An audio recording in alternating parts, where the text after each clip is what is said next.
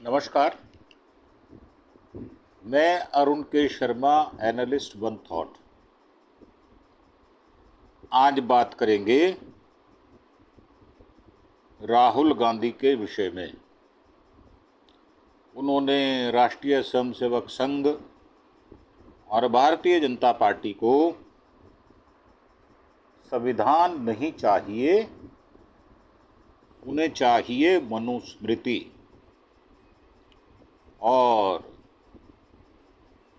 जो सह संघ कार्यवाह है होसबोले,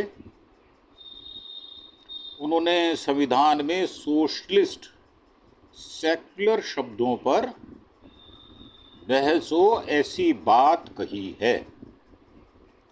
और ये राग, ये पीपणी जो उन्होंने बजाई है वो पहली बार नहीं बजाई, कई बार वो ऐसी पीपणी, नाम उनका होश बोले है, वैसे होश खो ले, होश खोकर बोल देते हैं वो। तो अब होश बोले साहब ने क्या कहा है। दिल्ली में आयोजित एक कार्यक्रम था, उसमें संविधान को लेकर उन्होंने बयान दे दिया। आपातकाल के 50 वर्ष और 2002 के गुजरात के दंगे वो भूल गए। नज़दीक का चश्मा नहीं लगा हुआ, दूर का चश्मा लगा हुआ है। दूर का उनको दिखाई साफ देता है। खुद की उम्र 76 वर्ष के करीब हो गई है और वो दूर का साफ देख सकते हैं। उनको गुजरात के दंगे और नरेंद्र मोदी कातिल नज़र नहीं आता। और वो बात करते हैं जिस पर कांग्रेस स्वयं, इंदिरा गांधी स्वयं, राजीव गांधी स्वयं और राहुल गांधी भी क्षमा मांग चुके हैं, परंतु उनको दूसरे को नीचा दिखाने की प्रवृत्ति कूट कूट कर भरी हुई है और वो अपने आप को हिंदू हृदय सम्राट बनना चाहते हैं, मोदी को हटाकर। नरेंद्र मोदी, वही नरेंद्र मोदी जो ये कहता पाया जाता है कि चेतक घोड़े की मां गुजरातन थी, गर्भ धारण करने राजस्थान गई थी। वही नरेंद्र मोदी जो कहता है कि मैंने 35 वर्ष भीख मांगी है और हमारा क्या है जी, हम तो झोला उठाकर चल देंगे। उन्होंने प्रधानमंत्री के पद को जितना नीचा किया है, इतना किसी ने इस ऊंचे पद को नीचा नहीं किया। नैतिकता को ताक पर रख दिया है उन्होंने। तो अब वो कह रहे हैं, क्योंकि वो बीजेपी आरएसएस की पुत्रवत है और वो उनकी मदर संस्था है। बेशक वो सामाजिक संस्था के रूप में कहीं रजिस्टर्ड हो या ना हो, इससे कोई फर्क नहीं पड़ता। तो सत्ता है तो सब कुछ है, सत्ता है तो बदमाशी है, सत्ता है तो धनक है, सत्ता है तो एक अकेला भिड़ जाएगा। ये तो छाती ठोक के नरेंद्र मोदी भी बोलता है और उसको होश नहीं रहता कि मैं प्रधानमंत्री हूं। इस प्रकार की भाव भंगिमा उसको एक अदना कद दे देती है, गली का छुटभैया घोषित हो जाता है वो, जब वो पार्लियामेंट में इस तरह की बात करता है। तो हम बात करेंगे संविधान से सोशलिस्ट और सेकुलर शब्द हटाने पर विचार करने से जुड़े आरएसएस महासचिव दत्तात्रेय होसबोले के बयान पर राहुल गांधी ने शुक्रवार को क्या जवाब दिया, यानी कल। और उन्होंने आरएसएस बीजेपी को संविधान नहीं मनुस्मृति चाहिए, तो सच बोल दिया उन्होंने। अब सच बोलने पे प्रताड़ना तो मिलती है, ये तो हमारा नहीं, ये पूरे विश्व में मानवता में ये होता रहा है, होता आया है, आज भी हो रहा है और कल भी होगा कि सच्चा जो है वो मार खाएगा और झूठा राज चलाएगा। तो संविधान इन्हें चुभता है कांटे की तरह, क्योंकि बाबा साहब अम्बेडकर ने बनाया है, वो इनके माफिक नहीं थे। क्योंकि वो समानता, धर्मनिरपेक्षता और न्याय की बात करता है हमारा संविधान, इसलिए चुभता है। अब राहुल ने एक्स पोस्ट पर लिखा कि भारतीय जनता पार्टी आरएसएस बहुजनों और गरीबों से उनके अधिकार छीनकर उन्हें दोबारा गुलाम बनाना चाहती है। गुलाम तो बना चुकी है। राहुल जी, आप इस बात से चिंता ना करें, गुलाम दुनिया बन चुकी भारत की। भारत की दुनिया में 85 करोड़ लोग नरेंद्र मोदी के गुलामों की तरह 5 किलो अनाज ले रहे हैं। तो वो गुलाम बना चुकी, उनको आदत डाल चुकी। अब वो काम करने लायक जब तक पंगु नहीं हो जाएंगे तब तक उनको छोड़ा नहीं जाएगा। आप अपनी इंफॉर्मेशन दुरुस्त कर लें, मैं दुरुस्त किए दे रहा हूं आपको। और संविधान जैसा ताकतवर हथियार उनसे छीनना उनका असली एजेंडा है। तो ये जो बाद में आपने 2 सेंटेंस कहे हैं, इससे मैं आपके इत्तेफाक रखता हूँ। और ये भी कि दरअसल होश बोले 26 जून को दिल्ली में कहा था, मूल संविधान में सोशलिस्ट और सेकुलर शब्द नहीं थे। इमरजेंसी के समय इन्हें जोड़ दिया गया। तो उसके बाद तो आपकी सत्ता ही भाई साहब 96 से लेकर 2004 तक 6.5 वर्ष आपकी सत्ता रही। अटल बिहारी वाजपेयी प्रधानमंत्री रहे और एक समय लाल कृष्ण आडवाणी उप प्रधानमंत्री भी रहे। तो जो गड्ढा खोदना था तब खोद लेते, पानी निकल आता। वैसे तो भीम गोडे से पानी निकलता है, वो भीम ने गोडा मारा था और पानी निकल आया था। अब आपने गोडा मारा नहीं, पानी निकला नहीं। तो इसमें किसी और की गलती नहीं, आपकी स्वयं की गलती है। और होश बोले साहब ने कहा कि इमरजेंसी में संविधान की हत्या हुई थी। तो 2000 में संविधान जब मुसलमानों को मार काट कर दिया गया था, 3-3.5 हजार मुसलमानों का कत्लेआम किया गया था, तो संविधान को किन अक्षरों में लिखा गया था तब वो तो समझ में नहीं आया। आज तक हमें करीब 23-24 साल हो चुके। और जिन लोगों ने संविधान की हत्या की, मैं तो बात कर रहा हूँ 2002 के गुजरात दंगों की, वे आज उसकी प्रति लेकर घूम रहे हैं। तो भाई साहब, आपके पेट में क्या दर्द हो रहा है? अरे घूमने दो ना, आपको क्या तकलीफ है? आप उधर देखते ही क्यों हो? और आज तक उन्होंने देश से माफ़ी नहीं मांगी। ये तो आपकी गलतफहमी है ना, आपके पास अपग्रेडेशन है नहीं। आपके पास ना देश की चिंता है, ना देश आगे बढ़ता हुआ आप देख सकते हैं, और ना ही देश विभिन्नता में भिन्नता लिए हुए एक साथ चले, बहुरंगी देश हो और उसमें विभिन्नताओं में एकता रहे, वो आपके बस की नहीं है। आप तो हिंदू और हिंदुत्व, इसके सिवा किसी को देखना नहीं चाहते। ईसाइयों को नहीं देखना चाहते, मुसलमानों को नहीं देखना चाहते, सिखों को लड़ा देते हो, कभी जैनियों के मंदिर ढहा देते हो आप बॉम्बे में। तो आपकी जिस प्रकार की मानसिकता है, वो मानसिकता ओछी मानसिकता कहलाती है। और ओछी मानसिकता का आदमी चारों तरफ नहीं देख सकता, चहूं और देख ही नहीं सकता, उसके बस की ही नहीं है। तो आपातकाल के 50 साल तो आपको याद हैं और गुजरात के 23 साल आपको याद नहीं है। तो कार्यक्रम में होश बोले ने कांग्रेस का नाम लिए बिना कहा है, आपातकाल के दौरान भारत के संविधान की प्रस्तावना में 2 शब्द सेक्युलरिज्म और सोशलिज्म जोड़े गए। ये पहले संविधान की प्रस्तावना में नहीं थे, बाद में इन्हें निकालने की कोशिश नहीं हुई। तो गलती किसकी है भाई साहब? किसकी गलती है? क्यों नहीं निकाला? और आपके पास तो मौका था। तो क्या ये शब्द संविधान में रहना चाहिए? इस पर विचार होना चाहिए।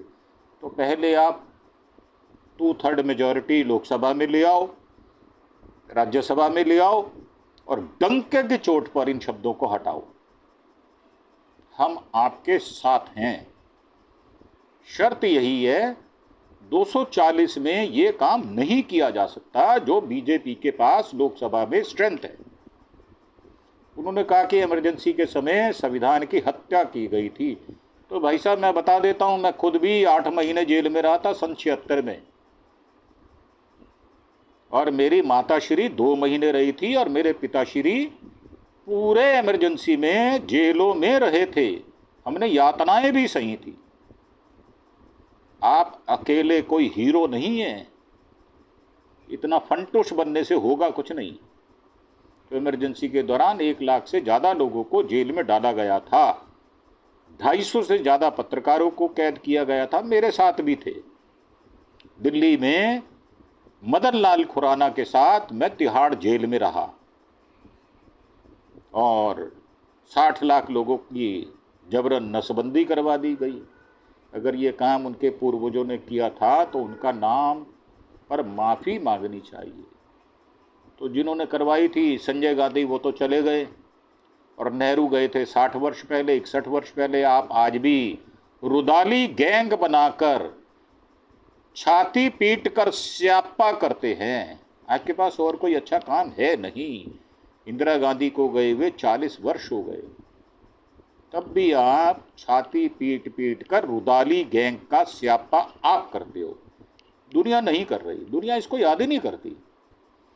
दरअसल सेकुलर और सोशलिस्ट शब्द 1976 में 42वें संशोधन के जरिए शामिल किए गए थे। इस दौरान देश में आपातकाल था। 25 जून 1975 को तत्कालीन प्रधानमंत्री इंदिरा गांधी ने देश में आपातकाल की घोषणा की थी। 21 मार्च 1977 यानी 21 महीने तक लागू रहा। भारतीय जनता पार्टी को इस दिन संविधान हत्या दिवस के रूप में मनाती है। तो उस समय तो भारतीय जनता पार्टी थी नहीं, होश बोले साहब। आपकी दिमाग की कमजोरी, याददाश्त की कमजोरी, उस समय तो जनसंघ भी नहीं थी, और जनसंघ अपना अस्तित्व समाप्त करके जनता पार्टी में विलय कर चुकी थी। तो आपको याद नहीं रहता तो आपको याद करवा रहा हूं। संविधान की मूल प्रस्तावना 42वां संशोधन, ये 1949 में संविधान की मूल प्रस्तावना में सोशलिस्ट और सेकुलर शब्द नहीं था। 76 में 42वें संशोधन से प्रस्तावना में सोशलिस्ट और सेकुलर शब्द जोड़े गए। अब संविधान के मुताबिक सोशलिस्ट सेकुलर का मतलब होता है समाजवादी। ऐसी व्यवस्था जिसमें आर्थिक और सामाजिक समानता हो, संसाधनों का समान वितरण हो, गरीबों कमजोरों के अधिकारों की रक्षा की जाए, यानी भारत में आर्थिक और सामाजिक समानता को बढ़ावा दिया जाए। तो ये बात आपको चुभती है, और वैसे भी आप हिंदुओं का उत्थान करने के लिए ही पैदा हुए हैं। आप पूरे हिंदुस्तान का उत्थान करने के लिए आए नहीं, ना ही आपका भारत के उत्थान में कोई रुचि है। और सेकुलर धर्मनिरपेक्ष राज्य सभी धर्मों का समान सम्मान करते हैं, किसी एक धर्म का पक्ष नहीं लेता। परंतु आपकी सरकार तो राम मंदिर बना रही है, और मंदिरों का अधिग्रहण कर कॉरिडोर बना रही है। उनकी जो ओरिजिनलिटी है उसको समाप्त कर रही है। बनारस में ऐसे किया, अभी उज्जैन में ऐसे किया, अब आप मथुरा में ऐसा करने जा रहे हैं। तो ये गलती किसकी है? गलती तो आपकी है ना। आप अपने खुद के मंदिर, बनारस में 300 मंदिर तोड़ देते हैं, और भगवान शंकर की मूर्तियां, उनके लिंग जो हैं वो इधर उधर कूड़े में पड़े हुए मिलते हैं। ये बात तो शंकराचार्य कह चुके हैं। तो आप थोड़ा होश में आए।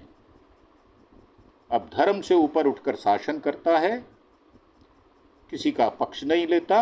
भारत एक धर्मनिरपेक्ष राष्ट्र रहेगा जहां सभी धर्मों का समान सम्मान होगा, और राज्य किसी एक धर्म का पक्ष नहीं लेगा। आप तो एक धर्म का पक्ष लेते हैं। प्रधानमंत्री तो संविधान बनाता है, और वही प्रधानमंत्री मंदिर का पुजारी बनकर उद्घाटन करता है।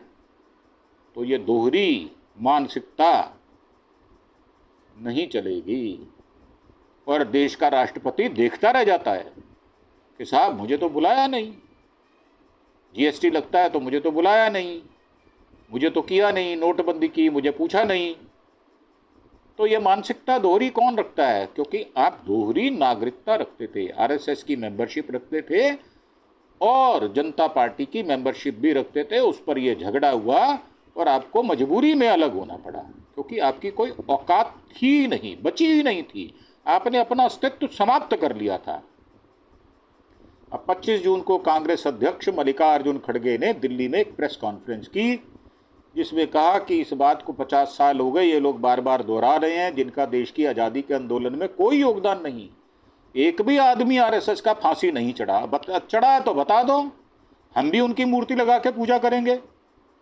अब जिनका संविधान निर्माण में कोई योगदान नहीं रहा, वे हमेशा संविधान के खिलाफ बात करते हैं। आज हम देश के आघोषित 11 साल से ये चल रहा है, और ना ही कोई प्रेस कॉन्फ्रेंस नरेंद्र मोदी करते हैं। कोई प्रेस कॉन्फ्रेंस नहीं करते। वो मन की बात या मन की बकवास करते हैं, और वो 1122 बार कर चुके हैं। और आज हम देश में आघोषित आपातकाल का सामना कर रहे हैं। भारतीय जनता पार्टी हमारी संविधान बचाओ यात्रा से घबरा गई है और आपातकाल के 50 सालों की बात करने लगी है। अब खड़गे ने कहा कि अंबेडकर, नेहरू और संविधान सभा में जो संविधान तैयार किया था, उस संविधान को भी भारतीय जनता पार्टी ने रामलीला मैदान में जलाया था। ये ऐतिहासिक तथ्य है, सच है ये। और उन्होंने अंबेडकर, नेहरू, गांधी की फोटो जलाई थी, अर्थी निकाल दी थी। और मनुस्मृति के तत्व संविधान में नहीं थे, इसलिए वे संविधान को नहीं मानते। तो ये कड़वा सच आपको पीना तो पड़ेगा, बीजेपी वालों, आरएसएस वालों, एबीपी वालों, वीएचपी वालों, आपको ये कड़वा घूंट तो पीना पड़ेगा। क्या करें, हम भी थे जब बीजेपी में, तो हम भी पिया करते थे। हमने वो धारा छोड़ दी, इसलिए हमको नहीं पीना पड़ता। आप अभी हैं तो आपको पीना पड़ेगा, और जब तक आप रहेंगे तब तक पीना पड़ेगा। दीनदयाल की उपाध्याय की हत्या करने वाला कौन था? आज ये प्रश्न मैं अपने मंच से उठा रहा हूँ। जरा पर्दा तो उठाओ, पता तो चले। और हमारे एक जज साहब थे, उनको किसने मरवा दिया? हिरन पंड्या को किसने मरवा दिया? तो ये सारे ढके छुपे राज जो हैं, ये तब तक ढके छुपे रहेंगे जब तक आपके पास सत्ता है। सत्ता के जाते ही ये सारे खुलासे होंगे। तो 25 जून को केंद्रीय कैबिनेट की बैठक में आपातकाल के 50 साल पूरे होने पर एक प्रस्ताव पास किया गया। इसके बाद आपातकाल के पीड़ितों को श्रद्धांजलि के रूप में 2 मिनट का मौन रखा गया। 780 किसान मर गए, तब तो आपने मौन रखा नहीं। तब तो मोदी ने कह दिया, नरेंद्र मोदी बोला ये कि कोई मेरे लिए थोड़ी मर गए हैं, वो तो अपने लिए मरे हैं। तो तब तो श्रद्धांजलि रखी नहीं। तो श्रद्धांजलि के रूप में 2 मिनट मौन रखा गया। पीएम मोदी ने लिखा था, इमरजेंसी लोकतांत्रिक इतिहास के सबसे काले अध्यायों में से एक है, और भारत के लोग इस दिन को संविधान हत्या दिवस के रूप में मनाते हैं। अब ऐसा लग रहा था जैसे उस समय सत्ता में बैठी सरकार ने, कांग्रेस सरकार ने लोकतंत्र को गिरफ्तार कर लिया था। संसद की आवाज़ को दबाया गया, अदालतों को नियंत्रित करने की कोशिश हुई थी। तो मोदी साहब आप क्या कर रहे हैं? आप तो सुप्रीम कोर्ट को भी झटके में आजा मेरे कन्ने, और हाई कोर्ट को भी आजा मेरे कन्ने। और राहुल गांधी की कैसे आपने सुनियोजित षड्यंत्र द्वारा उनकी लोकसभा की सांसदी रद्द कर दी थी। 24 घंटे नहीं बीते और उसके बाद उनका घर खाली करा लिया था। और जो उस समय के पीड़ित थे, वो 11 सालों बाद जब जेल से छूटे तो आपने उनका गले में माला डालकर आराधन किया था, उनकी सेवा पूजा की थी। और आपने कहा था ये तो अच्छे चरित्र के बाद ये वापस आए हैं। परंतु सुप्रीम कोर्ट ने दोबारा से उनको जेल में डाल दिया। तो आप याद करें उन महिलाओं की पीड़ा, उन नौजवान बच्चे जो मार दिए गए, उन मुस्लिम भाइयों को याद करें। पर आप तो उसके लिए कभी आपने क्षमा ना मांगी, ना मांगेंगे, क्योंकि आपका लक्षण ऐसे नहीं है, आप उनमें से है नहीं। आप अड़ियल हैं, रिजिडिटी आप में ठूस ठूस कर भरी हुई है। जैसे बांस टूट जाता है, मुड़ता नहीं है, वैसे आप झुकना जानते नहीं, एकोमोडेशन देना जानते नहीं। एलओपी को भी आप बड़े बचकाने और छिछोरे ढंग से आप उनको संबोधित करते हैं, जो कि देश को स्वीकार्य नहीं है। कभी अपने कुकर्मों पर भी झांक कर देखो नरेंद्र मोदी, पता चलेगा सबसे बड़े अपराधी आप हो। महिलाओं की जासूसी करने वाले जो हमारे अमित शाह करते रहे नरेंद्र मोदी के लिए, और क्या क्या कहानियां कपिल मिश्रा ने सदन के अंदर कही, और आपने उनको दिल्ली से चुनाव लड़ाकर मंत्री बनवा दिया। तो आप अपने गले में झांक कर देखें। पार्टी विद डिफरेंस, चाल चरित्र चेहरा, ये सब जो कहा जाता था, आज उन मापदंडों पर आप कहाँ खरे उतरते हैं, और नैतिकता को जिस बेशर्मी निर्लज्जता से आपने त्याग दिया, ये कहते हुए कि चाहे कोई कोठे पे नृत्य करे और चाहे कोई मंगलसूत्र, आपने कहा, आपने ये भी कहा कि आपकी बेटियों को उठा कर ले जाएंगे, और आपने यहाँ तक कहा कि 2 भैंस होंगी तो 1 भैंस उठा कर ले जाएंगे। जाने कौन कौन से अनर्गल प्रलाप आपने किए, और आपने रेणुका चौधरी को क्या कहा था, जरा स्मरण कर लें।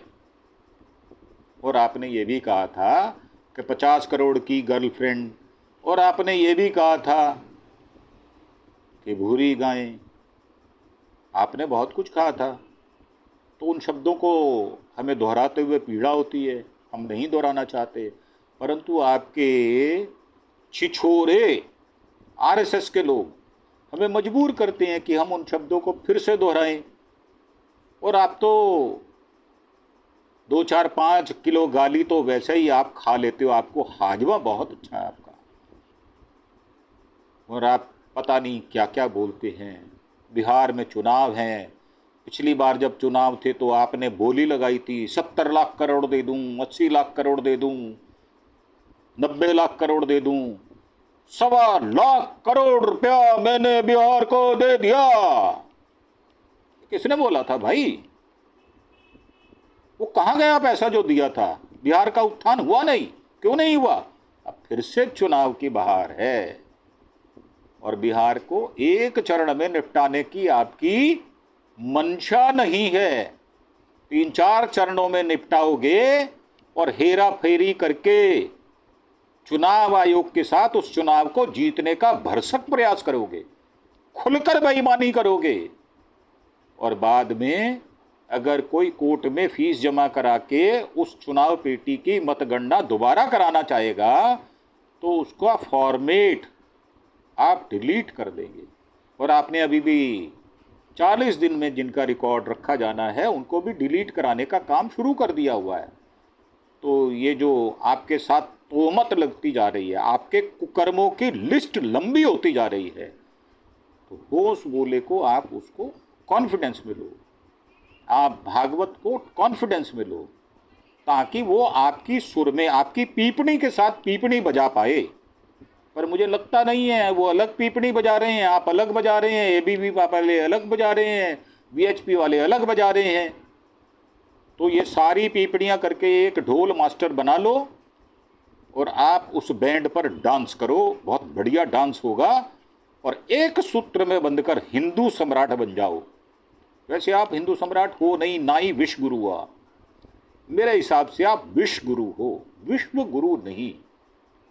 जो डंका पीटा गया उसमें क्या हुआ? 26 भारतीय मर गए पहलगाम में, 40 पुलवामा में मर गए, 20 चीन के बॉर्डर पर मर गए। किसी एक की भी इंक्वायरी पूरी करके दे दी आपने? आपने तो कुछ किया नहीं, और आप चुप लगा जाते हैं। आप होठ सिल लेते हैं, मणिपुर जाते नहीं। महिलाओं का वहाँ नंगा करके नाच किया गया, आपने मणिपुर ना जाने की कसम खा रखी है। तो प्रश्न बहुत सारे हैं, उलझे हुए हैं।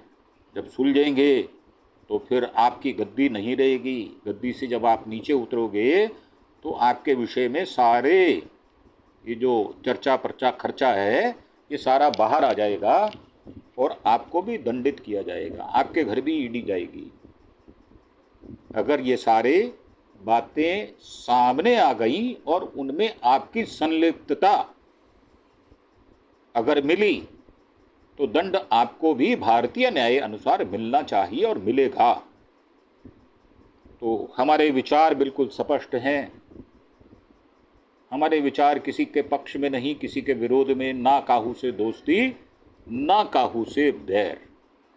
समभाव रखते हैं, गमी हो या दुख आ जाए उसमें भी चेहरा मुस्कुराता हुआ मिलेगा, और खुशी आ जाए तो उसमें भी हम गंभीर रहेंगे। चिंतन हमारा हमेशा ऐसा ही रहा है, ऐसा ही रहने वाला है।